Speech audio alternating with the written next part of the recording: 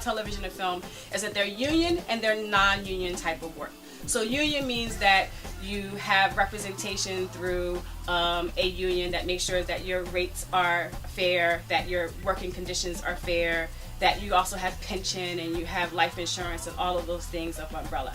However, you are still a freelancer underneath the union, which a lot of people don't know. What they think is, I got into the union, I worked real hard, now every movie that comes in town is gonna call me and I'm gonna be a millionaire. And that might be you. But I promise you, it's probably not going to be you as much as you think. You're going to still have to work hard. So even though you are under a union umbrella and you have a lot of security for certain things, you're still looking for work and you are still a freelancer, okay? Even in television and film. The other part of that is a non-union job. So non-union job looks exactly like a union job, except the rate is not the same. Rate, what I mean by that is money. So whenever you hear me say rate, I'm talking about dollars and cents. If it don't make dollars, it don't make sense to me, okay? Because I don't do FRE to the E. I don't do free. I love it, but I'm not going to do it. You're not going to have, your health insurance paid for, and you're not going to have those particular things that are going to be guaranteed in addition to that monies that you're going to make. But again, don't be discouraged, because in order for you to get into that union, you have to do all this non-union stuff. I know, they never told you that. Now I'm telling you this. Okay, so you have to do this in order to do this, and then once you get to the union part of it, you're still maybe doing the non-union stuff as well. Okay, so you want to be able to finagle them. So television and film means that that you work in television and film. If you work in music video, that's still under the umbrella of television and film. So anything that is videotaped is underneath the television and film umbrella. Reality shows, even though it's a reality show, it's under the television and film umbrella. The funny thing about reality shows is that it could be a film company that produces it, or a TV network that produces, or a TV network that's underneath a film company. So it's one of those, unicorns as well, where is my check really coming from, and how are we negotiating the rate?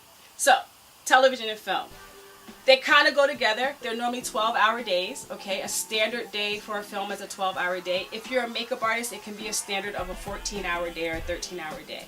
Why? Because we sometimes have something called a pre-call.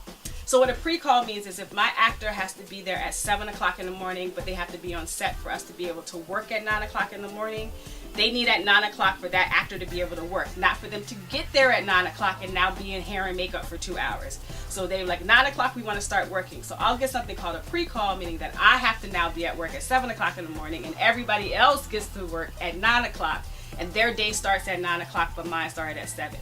That time before the call time is your pre-call, okay? So that 12 hours started at 9 o'clock, 9 to 9 p.m. Everybody else is like, oh my God, it was a long day. I've been there 14 hours, all right? But my day is still not over because I cannot leave the set until my actor is wrapped, all right? So if my actor has to go to wardrobe and they're in wardrobe for 20 minutes because they have this elaborate outfit on and it takes them a while, or they have to go to the restroom or they're on their phone or whatever it is they need to do, I have to take their makeup off and I cannot leave set until they leave set. So my day is technically a standard 12-hour day, but I can have a 16 or a 13 or a 14-hour day every single day with an actor. They pay you for it if it's a union film, okay? They pay you for it, but sometimes you just want to go home and you want to go to sleep. So just keep that in mind, that when your actor is working, you have to be there for it. The good thing is if your actor wraps early and you're the only person doing that person's makeup, you're wrapped early too. So it goes both ways. So for film, you normally have a standard 12-hour day.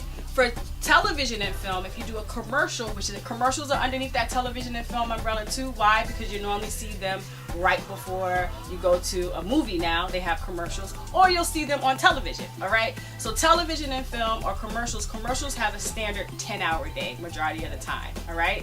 So they have a 10-hour day and not a 12-hour day. But if they call you, they sometimes will say, this is a 12-hour day, all right? Are you okay with that? We're going to pay you for a 12-hour day and not a 10-hour day. And you can make the adjustment if it's something you want to do or you don't want to do.